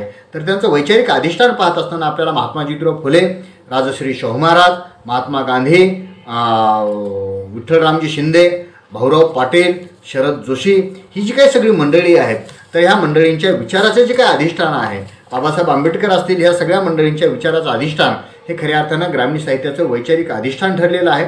आणि हे वैचारिक अधिष्ठान हे काही केवळ ज्याला आपण म्हणूयात की ते किंवा कट्टर स्वरूपाचा याच्यातला भाग नाही, तर ते काळानुरूप त्या काळातला जो विचार आहे तर ते विचारसुद्धा लवचिक स्वरूपाचे विचार आहेत.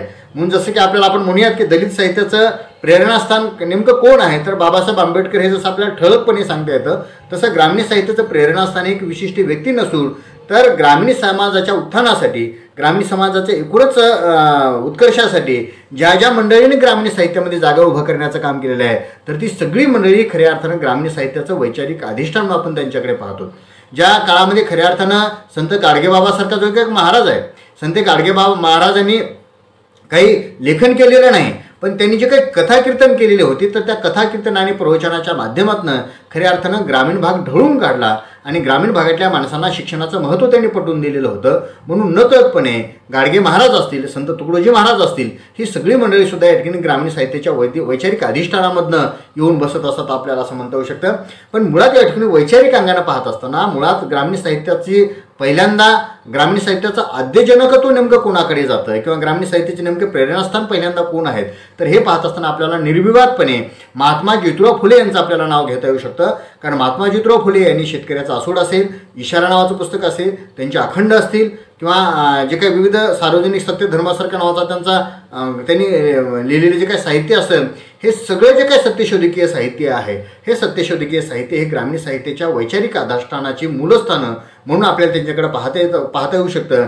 कारण खऱ्या अर्थानं महात्मा ज्योतिराव फुले हे समाजसुधारक आणि समाजचिंतक म्हणून जसे आपल्याला या ठिकाणी पाहायला भेटत असतात, पण हे सगळं पाहत असताना महात्मा ज्योतिराव फुले यांनी त्या काळामध्ये खऱ्या अर्थानं ग्रामीण भागातल्या माणसांचं चिंतन करत असताना, ग्रामीण भागातल्या माणसांची चिकित्सा करत असताना ग्रामीण साहित्यातला माणूस किंवा ग्रामीण माणूस म्हणजे ग्रामीण भागातला जो काही शेतकरी आहे, हा शेतकरी साहित्याचा नायक बनू शकतो हे पहिल्यांदा सिद्ध करण्याचं काम या ठिकाणी महात्मा ज्योतिराव फुले यांनी केलेलं होतं. म्हणून खऱ्या अर्थानं शेतकरी हा साहित्याचा नायक होऊ शकतो ही जी काही जाणीव आहे, ही जाणीव पहिल्यांदा देण्याचं काम या ठिकाणी महात्मा ज्योतिराव फुले यांनी दिलेली होती. आणि त्या काळामध्ये महात्मा ज्योतिराव फुले यांनी खऱ्या अर्थानं ग्रामीण भागातल्या समाजाला अज्ञानी आणि त्यांच्या एकूण अक्षरज्ञानाचा फायदा घेऊन, म्हणजे एवढे अनर्थ आहे का अविद्येने केले हे आपल्याला सगळ्यांना ज्ञात आहे. म्हणून ते असं म्हणतात की इथल्या समाजव्यवस्थेची शोषण करत असताना जी ब्राह्मणी व्यवस्था होती, तर त्या ब्राह्मणी व्यवस्थेनं खऱ्या अर्थानं इथल्या अज्ञानी समाजाचा गैरफायदा घेऊन खऱ्या अर्थानं कसं शोषण केलेलं आहे. आणि अशा पद्धतीची काही जसं आज अलीकडच्या काळामध्ये शरद जोशी यांनी इंडिया भारत अशी या देशाची उभारणी केलेली होती, तर त्या काळामध्ये शोषक आणि शोषित ही जी काही व्यवस्था आहे, तर ही व्यवस्था या ठिकाणी उलगडून दाखवण्याचं काम महात्मा ज्योतिराव फुले यांनी शेतकऱ्याचा आसूड सारख्या ग्रंथाच्या माध्यमातून आपल्यासमोर दाखवण्याचं काम केलेलं होतं. म्हणून महात्मा ज्योतिराव फुले खऱ्या अर्थानं फुलामध्ये किंवा निसर्ग सौंदर्याच्या कोमल हव्यासामध्ये रमलेले नाहीत. म्हणून महात्मा ज्योतिराव फुले यांचा गुलामगिरी सारखा ग्रंथ असेल किंवा शेतकऱ्याचा आसूड सारखा ग्रंथ असेल, या साहित्यामधनं त्यांनी जे काही रोखठोकपणे मांडलेलं आहे, तर ते रोखठोकपणामुळं खऱ्या अर्थाने ते एक वेगळ्या पद्धतीच्या वैचारिक अधिष्ठानाच्या पातळीवरती जाऊन बनू शकतात. ते कदाचित साहित्याचे सम्राट बनू शकलेले नाहीत किंवा मराठी भाषेचे शिवाजीही बनू शकलेले नाहीत, पण महात्मा ज्योतिराव फुले यांनी खऱ्या अर्थानं एका नव्या युगाचा प्रारंभ उभा केलेला होता, नवयुग त्यांनी स्थापन केलेलं होतं. म्हणून तुम्हाला माहिती असेल की 24 मे 1885 मध्ये त्यांनी मराठी ग्रंथकार सभेला एक पत्र लिहिलेलं होतं आणि त्या पत्रामध्ये ते असं म्हणतात की माझ्या ह्या पत्राच्या माध्यमातून माझ्या घालमोड्या दादा, तुम्ही केलेल्या पुस्तकातील भावार्थाशी आमच्या सभांचा आणि पुस्तकांचा मेळ मिळत नाही. कारण त्यांच्या पूर्वजांनी आमच्या बनावट धर्म पुस्तकामध्ये कृत्रिमाने दडपले, त्याविषयी त्यांच्यातील जुनाट खलड ग्रंथ साक्ष देत आहेत. यावरून आम्ही शूद्रादिशूद्र काय विपत्ती व त्रास सोसावा लागतो हे त्यांच्या उंटावरून शेळ्या वळणाऱ्या ग्रंथकारास व मोठमोठ्या सभास्थानी आगंतुक करणाऱ्यास कुठून करणार. आता यापुढे आम्ही शूद्र लोक आम्हाच फसून खाणाऱ्या लोकांच्या थापावर आम्ही भुलणार नाही. म्हणून मराठी ग्रंथकार सभेमध्ये ज्यावेळेस त्यांना निमंत्रण आलेलं होतं, न्यायमूर्ती रानडेंनी त्यांना निमंत्रण दिलं, तर ते निमंत्रण नाकारत असताना महात्मा ज्योतिराव फुले म्हणतात की बाबांनो, तुम्ही जे साहित्य निर्मिती केलेलं आहे, पण त्या साहित्यामध्ये माझ्या शेतकरी नायक जर बनू शकत नसेल, त्या शेतकऱ्यांचं चित्रण जर येत नसेल, तर अशा सभेला आणि अशा सभेमध्ये उपस्थित केलेल्या साहित्यांचा आम्ही धिक्कार करत आहोत. अशा पद्धतीची एक सडेतोड भूमिका महात्मा ज्योतिराव फुले यांनी मराठी ग्रंथकार सभेला लिहिलेल्या पत्रामधनं आलेले आपल्याला पाहता येऊ शकतो. म्हणून खऱ्या अर्थानं महात्मा ज्योतिराव फुले हे देशी मराठी साहित्याचे आद्यजनक ठरतात असा जो काही आनंद यादव यांनी जो काही दिलेला अभिप्राय आहे, हा अभिप्राय सुद्धा या निमित्ताने आपल्याला खूप महत्त्वाचा ठरायला लागत असतो. म्हणून महात्मा ज्योतिराव फुले हे खऱ्या अर्थानं त्यांनी मराठी साहित्याची जी काही परंपरा आहे, ही परंपरा त्यांनी अतिशय खुमासदार पद्धतीने इथं दाखवण्याचं काम केलेलं आहे. शोषक आणि शोषित यातील संघर्ष रेषा नोंदवून पराभूतांचाही इतिहास असू शकतो याचं पुनर्लेखन झालं पाहिजे, ही जाणीव महात्मा ज्योतिराव फुले यांनी खऱ्या अर्थानं मराठी साहित्यिकांना करून दिलेली होती. म्हणून खऱ्या अर्थाने महात्मा ज्योतिराव फुले केवळ ग्रामीण साहित्याचेच नव्हे तर ग्रामीण, दलित, स्त्रीवादी ह्या विविध चळवळीचे महत्त्वाचे प्रेरणेते ठरतात किंवा प्रेरणास्थान ठरतात. आणि महात्मा ज्योतिराव फुले यांच्या विचाराची जी काही अधिष्ठान आहे, हे अधिष्ठान ग्रामीण साहित्य चळवळीला प्राप्त होऊ शकतं, असा एक वेगळी मांडणी या निमित्ताने आपल्याला पाहता येऊ शकते. याशिवाय सयाजीराव गायकवाड यांचे सुद्धा एक विचार हे वैचारिक अंगानं ग्रामीण साहित्य चळवळीला कसे पूरक ठरलेले आहेत हे सुद्धा पाहणं आपल्याला गरजेचं ठरतं. कारण आज आपण आजपर्यंत बघतो की पुरोगामी विचारसरणीचा एक कर्तव्यदक्ष राजा म्हणून एक वेगळी प्रतिमा सयाजीराव गायकवाड यांची आपल्याला पाहायला भेटते. कारण ग्राम सुधारणेमध्ये प्रगत शेती, शिक्षण, क्रीडा, संस्कृती, आरोग्य, वाचनालय आदी क्षेत्रामध्ये अतिशय मौलिक स्वरूपाचं कार्य सयाजीराव गायकवाड यांनी केलेलं होतं. त्या काळामध्ये त्यांनी मुलींच्या शिक्षणाला प्राधान्य दिलं. अस्पृश्य आदिवासी जमातीच्या मुलांच्यासाठी त्यांनी स्वतंत्र शाळा काढल्या. एवढंच नव्हे तर मूकबधीर, अंध जे मुलं आहेत तर त्या विकलांगांच्यासाठी एक स्वतंत्र त्यांनी शाळा काढलेल्या होत्या. आणि हे सगळं चालू असताना की अशा मुलांना शिकवण्यासाठी जे शिक्षक आहेत तर ते शिक्षक त्याच गावातील रहिवासी असले पाहिजे, जेणेकरून त्या शिक्षकांना त्या विद्यार्थ्यांच्या समस्या समजल्या पाहिजे, त्यांच्या जाणीवा त्यांच्या लक्षात आल्या पाहिजे. अशा पद्धतीचा जो काही दूरदृष्टी स्वरूपाचा जो काही विचार आहे, हा विचार सयाजीराव गायकवाडांच्या ठाई आपल्याला असताना दिसतो. केवळ शिक्षण म्हणजे केवळ पुस्तकी ज्ञान देणारे नसलं पाहिजे, तर त्या शिक्षणाच्या बरोबर जीवन उपयोगी जे काही उद्योग आहेत तर त्या उद्योगाला सुद्धा आपण प्रोत्साहन दिलं पाहिजे. हा विचार सुद्धा सयाजीराव गायकवाड यांनी करत असताना ग्रामीण साहित्याच्या किंवा एकूण ग्रामीण समाजाच्या उत्थानासाठी त्यांनी जे काही केलेलं कार्य आहे, हे कार्य साहजिकच आपल्याला दैदिप्यमान स्वरूपाचं ठरू शकतं. म्हणून खऱ्या अर्थानं सयाजीराव गायकवाड यांचं कार्य पाहत असताना त्यांनी शिक्षणाला जसं महत्त्वाचं स्थान दिलं तसं वाचन संस्कृती वाढवली पाहिजे. म्हणून त्यांनी अनेक गावागावामध्ये वाचनालयाची उभारणी केली, ग्रंथनिर्मिती केली आणि ग्रंथ प्रसाराला सुद्धा त्यांनी हातभार लावला. एवढंच नव्हे तर हे सगळेच्या सगळे ग्रंथ ते देशी भाषेमध्ये असले पाहिजे या पद्धतीचं प्रोत्साहन सुद्धा त्यांनी दिलेलं होतं. म्हणून बडोदा या ठिकाणी झालेली जे काही गुजराती साहित्य परिषद होती, त्या परिषदेमध्ये त्यांनी देशी भाषेचा जो काही केलेला पुरस्कार आहे, हा पुरस्कार सुद्धा खऱ्या अर्थानं ग्रामीण साहित्य चळवळीसाठी कसा पूरक ठरू शकतो हे या निमित्ताने आपल्याला सांगता येऊ शकतं. या दरम्यानच्या काळामध्ये दुसरा एक महत्त्वाचा पुरोगामी राजा होऊन गेलेला होता, ज्या राजाने खऱ्या अर्थानं राजा म्हटल्यानंतर त्यांनी केवळ आपले जे काही फक्त स्वतःपुरचे सुख भोगणे हा त्यांचा एक महत्त्वाचा भाग राहतो, परंतु छत्रपती शिवाजी महाराजांचा वंशज म्हणून आपण ज्यांना अतिशय सार्थ आणि अभिमानानं पाहत असतो. आणि महाराष्ट्रांच्या आधुनिक आणि पुरोगामी विचारसरणीमध्ये ज्या महात्मा फुले, बाबासाहेब आंबेडकर आणि शाहू महाराजांचं नाव घेत असतो, त्या राजश्री शाहू महाराजांनी सुद्धा महाराष्ट्रांच्या एकूण आधुनिक जडणघडणीमध्ये मोलाची भूमिका घेतलेली होती. त्यांनी ते परिवर्तनवादी विचाराचे व आचाराचे ते भोगते होते. त्यांनी 19 एप्रिल 1919 रोजी उत्तर प्रदेशमध्ये कानपूर या ठिकाणी जे काही अखिल भारतीय कुर्मी क्षत्रियांचा सामाजिक परिषद झालेली होती, तर त्या परिषदेमध्ये ते स्वतःला शेतमजूर म्हणून घेतात, शेतकरी म्हणून घेतात. आणि एक राजा स्वतःला शेतकरी आणि शेतमजूर जर घेत असेल तर ही खऱ्या अर्थानं सामान्य गोष्ट नव्हती, ही खूप अभिमानास्पद स्वरूपाची गोष्ट होती. आणि अशा पद्धतीनं शेतकरी, शेतमजूर, मागासलेल्या लोकांची एक चळवळ असली पाहिजे, त्यांचं संघटन असलं पाहिजे, हा एक महत्त्वाचा दूरदृष्टीचा जो विचार आहे, हा विचारसुद्धा राजश्री शाहू महाराजांनी दिलेला होता. अर्थात राजश्री शाहू महाराजांचे जे काही पुरोगामी जे काही काम आहे, हे काम या ठिकाणी विद्यार्थी मित्रांनो आपल्याला सगळ्यांना ज्ञात असेल. पण असा हा जो राजा आहे, ज्या राजाने खऱ्या अर्थानं शेती, शिक्षण, शेतकरी, कष्टकरी आणि दलितांच्या उद्धारासाठी अविरतपणे आपलं आयुष्य घालवलेलं होतं. तुम्हाला माहीत असेल की कोल्हापूर परिसरामध्ये तुम्ही जर कधी गेलात तर त्या भागामध्ये अजूनही तुम्हाला या ठिकाणी राधानगरीसारखं धरण तुम्हाला पाहायला भेटत असेल. त्यांनी शेतकऱ्यांच्यासाठी ज्या काही केलेल्या ज्या काही बाजार विपणन व्यवस्था असतील, याशिवाय अगदी सगळ्याच ग्रामीण भागाच्या उत्कर्षासाठी महत्त्वाचं जे काही करणं शक्य आहे तर ते करण्याचं काम राजश्री शाहू महाराजांनी केलेलं होतं. आणि म्हणून खऱ्या अर्थानं महाराजांनी केलेले हे जे कार्य आहे हे कार्य महाराष्ट्रातील पुरोगामी साहित्यिक व सामाजिक परिवर्तनाच्या चळवळीसाठी क्रांतिकारक स्वरूपाचं ठरू शकतं. म्हणून राजश्री शाहू महाराजांचे विचारसुद्धा ग्रामीण साहित्याच्या चळवळीसाठी पूरक ठरू शकतात असा एक वेगळा या निमित्ताने विचार आपल्याला सांगता येऊ शकतो. दुसरे एक महत्त्वाचे या ग्रामीण साहित्य चळवळीच्या अधिष्ठानामध्ये ज्यांचं आपल्याला नाव घ्यावंसं वाटतं ते म्हणजे कर्मवीर भाऊराव पाटील. कारण कर्मवीर भाऊराव पाटील हे खऱ्या अर्थानं महात्मा ज्योतिराव फुले यांच्या विचाराचे महत्त्वाचे पाईक होते. ते म्हणजे त्यांच्यावरती सत्यशोधकीय समाजांचा आणि एकूण समाज रचनेचा खूप मोठा प्रभाव होता.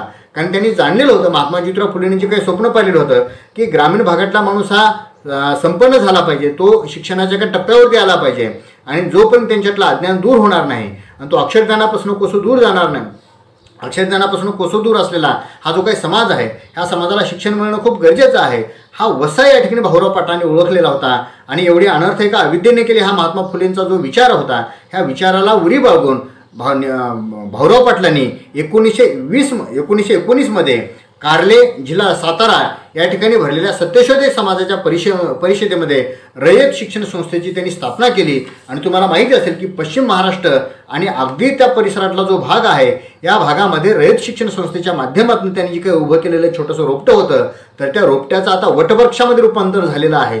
आणि अशा ह्या वटवृक्षाच्या माध्यमातून अगदी तळागाळातली जी माणसं होती, जी वंचित माणसं होती, जी दलित माणसं होती, जी उपेक्षित माणसं होती, अशा माणसांना आणि माणसांच्या लेकरांना शिक्षण मिळालं पाहिजे हा जो अट्टहास होता हा अट्टहास या ठिकाणी भाऊराव पाटलांनी या ठिकाणी मनी बाळगलेला होता. आणि त्यांनी रयत शिक्षण संस्थेच्या माध्यमातून अतिशय बहुजन मौलिक स्वरूपाचं कार्य केलेलं होतं.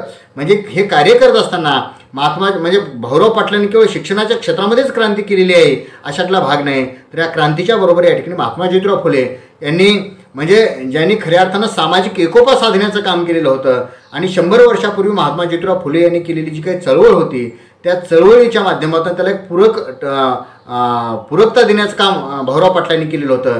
म्हणजे टिळकांनी तिकडे दुर्लक्ष केलेलं होतं, गांधीजींनी हा काही प्रयत्न हाताळण्याचं काम केलेलं होता, परंतु कर्मवीर भाऊराव पाटलांनी हा सामाजिक एकोपा आहे हा एकोपा शिक्षणाच्या माध्यमातून या ठिकाणी दृढ करण्याचं काम केलेलं होतं. म्हणून आज आपल्याला पाहायला भेटतं की 1970 मध्ये जे काही ग्रामीण साहित्याची चळवळ उभारलेली होती तर त्या ग्रामीण साहित्याच्या चळवळीचे प्रवर्तक म्हणून ज्या डॉक्टर आनंद यादव यांच्याकडे आपण पाहत असतो तर ते आनंद यादव नंतरच्या कालखंडामध्ये आनंद यादव असतील, डॉक्टर दत्ता भोसले असतील, ही सगळी मंडळी ग्रामीण साहित्याच्या चळवळीचे प्रवक्तेपण म्हणून त्यांनी पुढे धुरा सांभाळण्याचं काम केलेलं होतं. आणि हे जर यदाकदाचित आनंद यादव सारखे माणसं जर अशा संस्थेमधनं शिक्षण घेऊ शकले जर नसते तर मात्र साहजिकच आज ग्रामीण साहित्याची चळवळसुद्धा उद्यास येऊ शकली असते का असा प्रश्न साहजिकच आपल्यासमोर प्रश्न पडताना दिसतो. म्हणून आज रयत शिक्षणने केवळ ग्रामीण साहित्याच्या चळवळीचे प्रवर्तकच निर्माण केलेत अशातला भाग नाही, तर आज या निमित्ताने जी काही समाजामध्ये जे काही विविध राजकीय नेते आहेत तर त्या नेत्याला सुद्धा एक वेगळ्या नेत्यांची सुद्धा एक कारखाने उभे करण्याचं काम खऱ्या अर्थानं आज ह्या रयत शिक्षणच्या माध्यमातून झालेले आहेत असं आपल्याला म्हणता येऊ शकतं. म्हणून याही बाबीचा विचार या निमित्ताने आपण पाहणं खूप आपल्याला गरजेचं ठरतं. याशिवाय महर्षी विठ्ठल रामजी शिंदे यांचंही योगदान या निमित्ताने आपल्याला नाकारता येऊ शकत नाही. कारण दलित म्हणजे ग्रामीण साहित्याची जी चळवळ आहे तर त्या चळवळीमध्ये जे काय अनेकांनी महत्त्वाचा हातभार लावण्याचं काम केलेलं आहे त्याच्यामध्ये आपल्याला महर्षी विठ्ठल रामजी शिंदे यांचं योगदान आपल्याला मान्य करावं लागतं की ज्यांनी पददलित बहुजनी शेतकऱ्यांच्या प्रश्नांच्यासाठी आयुष्यभर लढा उभारला. वर्णव्यवस्थेने टिकवलेली जी काही जातीव्यवस्थेची उतरंड आहे ही उतरंड उद्ध्वस्त करण्याचं काम या ठिकाणी महर्षी विठ्ठलरामजी शिंदे यांनी केलेलं होतं. याशिवाय देवदाशीसारखी प्रथा असेल, मुळळ्या वाहण्याच्या चालीचा प्रतिबंध असेल, अशा विविध प्रथा आणि परंपरेचा या ठिकाणी धिक्कार करण्याचं काम महर्षी विठ्ठलरामजी शिंदे यांनी केलेलं होतं की ज्यांच्यावरती खऱ्या अर्थानं Agarkar, John Stuart, mill Spencer या विचारवंतांच्या विचाराचा प्रचंड मोठा प्रभाव होता. आणि महर्षी विठ्ठलरामजी शिंदे यांनी शेतकऱ्यांचं संघटन करत असताना पुणे, वाळवे, बोरगाव, तेरदळ, वडन्नेर आदी ठिकाणी या ठिकाणी शेतकऱ्यांच्या त्यांनी परिषदा घेतल्या आणि या परिषदेच्या माध्यमातून त्यांनी ज्याची संधी त्यांचा लगाम अशा पद्धतीचं तत्त्व त्यांनी स्वीकारायला लावलेलं होतं. आणि शेतकऱ्यांचं संघटन किती गरजेचं आहे हे संघटनसुद्धा त्यांनी या निमित्ताने आपल्यासमोर दाखवण्याचं काम केलेलं होतं. म्हणून त्यांनी असं म्हटलं होतं की इथली भांडवलशाहीचा मुकाबला जर करायचा जर असेल तर शेतकरी आणि कामगारांनी संघटित झालं पाहिजे हाही विचार या ठिकाणी विठ्ठलरामजी शिंदे यांनी आम्हाला सांगितलेला होता.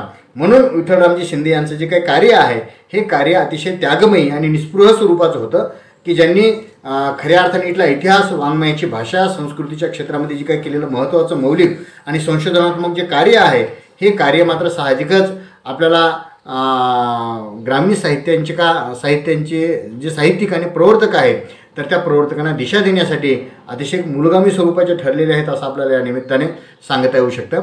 आणि पुढचे जे काही महत्त्वाचे विचारवंत आहेत, अभ्यासक आहेत की ज्यांच्या विचाराचा खऱ्या अर्थानं ग्रामीण साहित्याच्या चळवळीचा पाया रचला गेलेला होता ते म्हणजे महात्मा गांधी. महात्मा गांधी हे केवळ काही राजकीय नेते नव्हते अशातला भाग नाही, तर एकूणच महाराष्ट्राच्या आणि एकूण देशाच्या राजकीय उत्थानासाठी आणि पारतंत्र्यामधनं आपल्या देशाला स्वातंत्र्य करण्यासाठी गांधीजीचं योगदान आपल्या सगळ्यांनाच ज्ञात आहे. पण गांधीजींनी इथली भारतीय स्वातंत्र्याची चळवळ लढवत असताना सुद्धा त्यांनी या चळवळीच्या बरोबर या ठिकाणी इथं जे काही अस्पृश्यता निवारणाचं काम असेल, ग्रामस्वराज्याचं काम असेल, ग्रामोद्योगाचं जे काम असेल, स्वदेशीचं जे काम असेल, अशा विविध उपक्रमाच्या माध्यमातून ग्राम आणि इथली जी काही खेडी आहेत ही खेडी आर्थिक, सामाजिक आणि राजकीय दृष्टिकोनातून सुद्धा केंद्रस्थानी असली पाहिजे. देशाच्या नियोजनामध्ये त्यांचा एक महत्त्वाचा वाटा असला पाहिजे. हा विचार महात्मा गांधीजींनी अगदी काँग्रेसच्या चळवळीच्या माध्यमातून मांडण्याचं काम केलेलं होतं. आणि त्यांनी खेड्याकडे चला नावाची जी काही 1920ला जी हाक दिलेली होती, या ऐतिहासिक हाकेमुळं खऱ्या अर्थानं त्या काळामध्ये जे काही साहित्य निर्माण झाले होते, ज्याला आपण रविकिरण मंडळाचं साहित्य असं म्हणूयात की ज्याला आपण जानपद गीतं त्या काळामध्ये निर्माण झालेली होती. आणि एकूणच मराठी साहित्याला एक या ऐतिहासिक हाकेमुळं खऱ्या अर्थानं एक वेगळ्या पद्धतीची चेतना आपल्याला मिळालेली होती. अर्थात गांधीजींच्या ह्या हाकेमुळं शहरी भागामधनं वास्तव्यात असलेली, शहरी भागामध्ये काम करणारी जी मध्यमवर्गीय मंडळी आहेत, ह्या मध्यमवर्गीय मंडळींनी गांधीजीच्या हाकेचा आदेश मानून ग्रामीण भागातल्या लोकांचं चित्रण ते करायला लागलेले होते. अर्थात हे आलेलं चित्रण हे केवळ वास्तववादी चित्रण होतं अशातला भाग नाही, पण जो काही झालेला प्रयत्न होता हा प्रयत्नसुद्धा काही कमी नव्हता. म्हणून या संदर्भामध्ये गांधीजींच्या ह्या विचाराचं मौलिक निवेदन करत असताना भास्कर चंदनशिव एका ठिकाणी असं म्हणतात की गांधीजींचं हे मंडळ खेड्याकडे चालाचा आदेश मानून रविकिरण सज्ज झाले. भर दुपारी न्याहारीचा वकूत सुरू झाला. मोत्याच्या धारा राबणाऱ्या अंगातून गळू लागल्या. हे गच्च दाटलेलं पीक वावरामध्ये 12 महिने दिसू लागलं. ठोकळ गोष्टीतून गाव सुख ओसंडू लागलं. सुगी सुरू झाली. हुरडा भरात आला. या पावणे अशा वनभोजनाला खड्यात येऊ लागले. ग्राम स्वराज्य, शेतकऱ्यांचं, कामकऱ्यांचं राज्य, रामराज्य दिवा स्वप्नात चर्चित आणि सभासंमेलनातून साकार होतं. कशील त्याची जमीन होणार होती. शेही वरण भाताला हा झणझणीत गावरान मसाला चव बदलण्यास छान वाटला. गांधीजींच्या हाकेसरशी झालेली ग्रामीण साहित्य निर्मिती हौशेखातर व उथळ स्वरूपाची होती. म्हणजे अर्थात गांधीजींच्या या हाकेमुळं खऱ्या अर्थानं ग्रामीण साहित्य हे वास्तविकतेच्या पातळीवरती जरी पोहोचू शकलेलं जरी नसेल तरीसुद्धा मात्र गांधीजीच्या हाकेमुळं खऱ्या अर्थानं एक वेगळ्या पद्धतीचा ऐतिहासिक जो भाग आहे हा भाग मात्र या ठिकाणी आपल्याला टाळता येत नाही. म्हणजे गांधीजीचं योगदानसुद्धा ग्रामीण साहित्याच्या एकूण चळवळीसाठी म्हणजे ऊर्जितावस्था देणारं कसं होतं हा एक विचार या निमित्ताने आपल्याला सांगता येऊ शकतो. याशिवाय आपल्याला ग्रामीण साहित्य चळवळीचं अधिष्ठान मांडत असताना आपल्याला डॉक्टर बाबासाहेब आंबेडकर यांच्याही विचाराचा आपल्याला विशेषत्वाने उल्लेख आपल्याला करता येऊ शकतो. त्यांचा 14 तळ्याचा सत्याग्रह, काळाराम मंदिर सत्याग्रह, मनुस्मृतीचे दहन आणि पुणे कराराच्या नंतर डॉक्टर बाबासाहेब आंबेडकर हे दलितांचे पुढारी आहेत अशा पद्धतीची प्रतिमा इथल्या टीकाकारांनी त्यांच्यावरती केलेली होती. परंतु बाबासाहेब आंबेडकर हे सर्वव्यापी असं व्यक्तिमत्व होतं की ज्यांनी केवळ दलित वंचितांचाच विचार केलेला आहे अशातला भाग नाही, तर इथला जो काही शोषित समाज आहे, इथला जो वंचित समाज आहे, अशा समस्त वंचित समाजाला एक वेगळ्या पद्धतीचा न्याय देण्याचं काम बाबासाहेब आंबेडकर यांच्या विचारलेखीनं केलेलं आहे असं आपल्याला सांगता येऊ शकतं. म्हणून बाबासाहेब आंबेडकर यांच्या विचाराचा सुद्धा या ठिकाणी आपल्याला विशेषत्वाने उल्लेख आपल्याला करता येऊ शकतो. कारण त्यांनी 2 मे 1954 विदर्भ साहित्य संघाचं जे काही संमेलन भरलेलं होतं ह्या संमेलनामध्ये साहित्यिकांना मार्गदर्शन करताना डॉक्टर बाबासाहेब आंबेडकर असं म्हणतात की बाबांनो, अलीकडच्या काळामध्ये साहित्याच्या कडा काळवडत चाललेल्या आढळतात. पीक फार आहे पण ते निस्तेज आहे. आज आम्हाला ज्ञानसत्वांची भूक आहे. तेव्हा तत्परतेने सावध होऊन व जीवन व सांस्कृतिक मूल्ये साहित्यिकांनी जोपासली पाहिजे, ती सतेज बनवली पाहिजेत. म्हणून मला साहित्यिकांना सांगावायचे आहे की उदात्त जीवनमूल्ये, सांस्कृतिक मूल्ये आपल्या साहित्य प्रकारातून आविष्कृत करा. आपले लक्ष अंकुचित मर्यादित ठेवू नका. खेड्यातील उपेक्षित दुःखी समाजांचे जीवन साहित्याद्वारे उन्नत करण्यासाठी झटा. त्यातच खऱ्या अर्थानं मानवता दडलेली आहे. हा मानवतावादी विचार जो आहे हा विचार या ठिकाणी बाबासाहेब आंबेडकरांनी आपल्याला सांगितलेला आहे. म्हणून बाबासाहेब आंबेडकर हे केवळ काही दलितांचे पुढारी नाही, तर इथल्या शेतकरी आणि शेतकरीचं अर्थशास्त्र त्यांनी समस्त वंचित घटकांच्या संबंधी मांडून एक वेगळ्या पद्धतीची तात्विक भूमिका मांडण्याचं कामसुद्धा बाबासाहेब आंबेडकर यांनी केलेलं होतं. म्हणून बाबासाहेब आंबेडकरांचे विचारसुद्धा हे एक म्हणजे ग्रामीण साहित्य चळवळीचे महत्त्वाचे अधिष्ठान ठरत असताना दिसतात. व सरतेशेवटी आपल्याला एकूण म्हणजे बाबासाहेब आंबेडकरांच्या नंतर जसं आपल्याला गाडगे बाबा तुकडोजी महाराज यांच्या विचाराचे वारसा जसं आपल्याला सांगता येऊ शकतो, तसं 1980च्या दरम्यान या ठिकाणी शरद जोशी नावाचं एक जे काही वादळ आलेलं होतं, त्या शरद जोशींनी सुद्धा खऱ्या अर्थानं ग्रामीण साहित्य चळवळीला एक वेगळं आत्मभान देण्याचं काम केलेलं होतं. कारण शरद जोशींनी त्या काळामध्ये शेतकऱ्यांचं संघटन उभं करून शेतकरी संघटनेच्या माध्यमातून शेतकऱ्याच्या दुःस्थितीचे, शेतकऱ्यांच्या दारिद्र्याची नेमकं कारणं कशात दडलेली आहे, तर ते म्हणजे शासनाच्या दुट्टपी धोरणामध्ये दडलेली आहेत, भांडवलदार धार्जिण्या धोरणामध्ये दडलेली आहेत. आणि हे धोरण जर आपल्याला बदलायचं जर असेल तर शेतकऱ्याच्या शेतीमालाला उत्पादन खर्चावर आधारित रास्त भाव दिला पाहिजे. हा अतिशय एककलमी स्वरूपाचा जो अतिशय महत्त्वपूर्ण कार्यक्रम आहे, हा कार्यक्रम या ठिकाणी आपल्याला शरद जोशी यांनी उभा केलेला होता. आणि त्यांनी जी हाक दिलेली होती अगदी शेतकऱ्यांच्या ठिकाणी स्वाभिमान पेरण्याचं काम केलेलं होतं. भीक नको हवे घामाचे दाम हा संदेश देऊन त्यांनी शेतकऱ्याचं संघटन करून शेतकऱ्यांच्या मनातलं भय दूर करून त्यांच्यामध्ये स्वाभिमान पेरण्याचं काम केलेलं होतं. म्हणून अलीकडच्या काळामध्ये आजपर्यंत जे काही शेतकरी चित्रित केला जात होता, तर तो शेतकरी हा आळशी आहे, अंधश्रद्धाळू आहे, उधळपट्ट्या आहे, व्यसनी आहे, अडाणी आहे, रंगेल आहे, बेरकी आहे, तमासगिरीचा छंदील आहे, अशा पद्धतीचा खलनायकी चेहरा त्याच्यामध्ये बिंबवण्याचं काम केलेलं होतं. आणि शेतकऱ्यांची प्रतिमा मलिन करण्याचं काम केलेलं होतं. किंवा दुसरीकडे शेतकरी हा जगाचा पोशिंदा आहे, शेतकरी हा अन्नदाता आहे, अशा पद्धतीचे विशेषणं देऊन त्याचं अधिक उदात्तीकरण केलेलं होतं.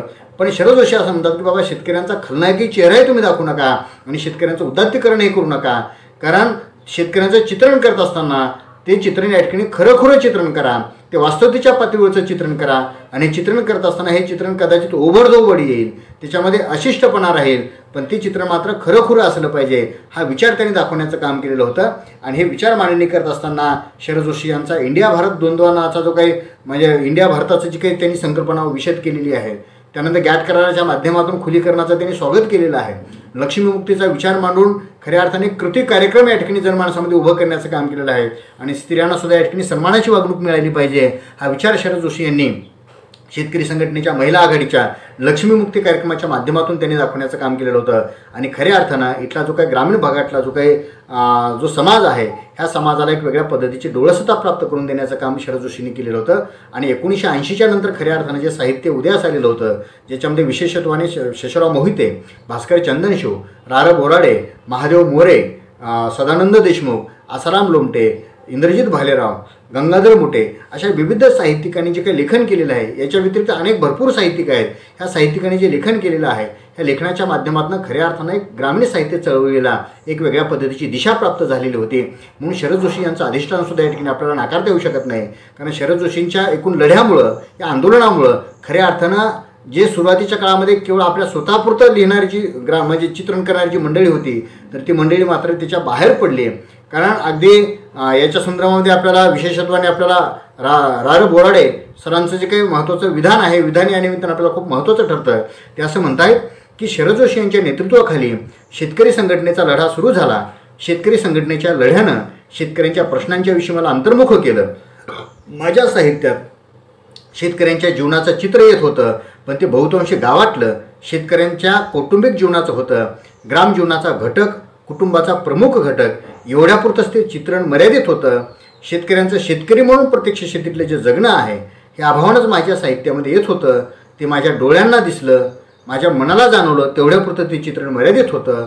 पण शेतकरी संघटनेच्या लढ्यानं शेतकऱ्यांच्या खऱ्या प्रश्नांच्याकडे माझं लक्ष वेधलं.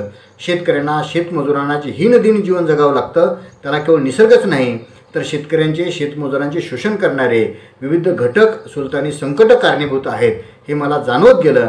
हा जो विचार आहे, हा विचार या निमित्ताने आपल्याला खऱ्या अर्थानं शरद जोशी यांच्या विचाराचं मोल किती गरजेचं होतं. आणि त्यांनी उभी केलेली जी काही शेतकऱ्यांची जी चळवळ आहे, ह्या चळवळीमुळे शेतकरी हा सुद्धा हा साहित्याचा नायक बनू शकतो, हा चिंतनाचा आणि चिंतेचा विषय ठरू शकतो, हे त्यांनी सिद्ध करण्याचं काम केलेलं होतं. म्हणून शरद जोशी यांचे विचारसुद्धा खऱ्या अर्थानं ग्रामीण साहित्याच्या चळवळीसाठी आणि ग्रामीण साहित्याच्या प्रवाहासाठी हे कसे मूलगामी स्वरूपाचे ठरू शकतात, हे या निमित्ताने आपल्याला सांगता येऊ शकतं. मित्रांनो, मुळात आपल्याला ग्रामीण साहित्याच्या चळवळीचं अधिष्ठान सांगत असताना ग्रामीण साहित्याची चळवळ हे एका विशिष्ट थोरांचं किंवा विचारवंताचाच विचार स्वीकारते अशातला भाग नाही, तर उलट ग्रामीण भागातल्या माणसांच्यासाठी ज्यांनी उत्कर्षाची जी काही कामं केलेली आहेत तर त्या सगळ्या समस्तांचं म्हणजे विचार ही ग्रामीण साहित्याची चळवळ स्वीकारतात. म्हणून ग्रामीण साहित्याच्या साहित्य परिषदेच्या उद्देश क्रमांक 6 मध्ये अशी नोंद आहे की ही चळवळ फुले शाहू आंबेडकरांच्या विचार कर्तृत्वाशी पूरक अशा भूमिकेचा स्वीकार करतेच, पण हा स्वीकार करत असताना ज्यांनी खेड्यापाड्यातील शेतकऱ्यांच्यासाठी ज्या ठिकाणी शेतकरी हा आपल्या अभ्यासाचा केंद्रभूत विषय ठरवलेला होता तर त्या सगळ्यांचेच विचार हे खऱ्या अर्थानं ग्रामीण साहित्याच्या चळवळीसाठी पूरक ठरू शकतात. हा एक वेगळा विचार या निमित्ताने आपल्याला सांगता येऊ शकतो. म्हणून ग्रामीण साहित्य चळवळीची जी काही महत्त्वाचे वैचारिक अधिष्ठान आहेत हे अधिष्ठान ह्या थोरांच्या विचारामधनं कशी दडलेली आहेत हे दडलेले विचार या निमित्ताने आपल्यासमोर आपल्याला मांडू इच्छितो. मित्रांनो, आज आपण ग्रामीण साहित्याची संकल्पना म्हणजे काय आहे, ग्रामीण साहित्य हा वेगळा प्रवाह असणं गरजेचं आहे का, आणि ग्रामीण साहित्याचं वैचारिक अधिष्ठान या महत्त्वाच्या घटकाचा आढावा आज आपण आजच्या भागामध्ये घेतलेला आहे. राहिलेला जो भाग आहे की ग्रामीण साहित्याच्या चळवळीचं स्वरूप जे आहे तर ते स्वरूप आपण पुढील भागामध्ये घेऊ. धन्यवाद.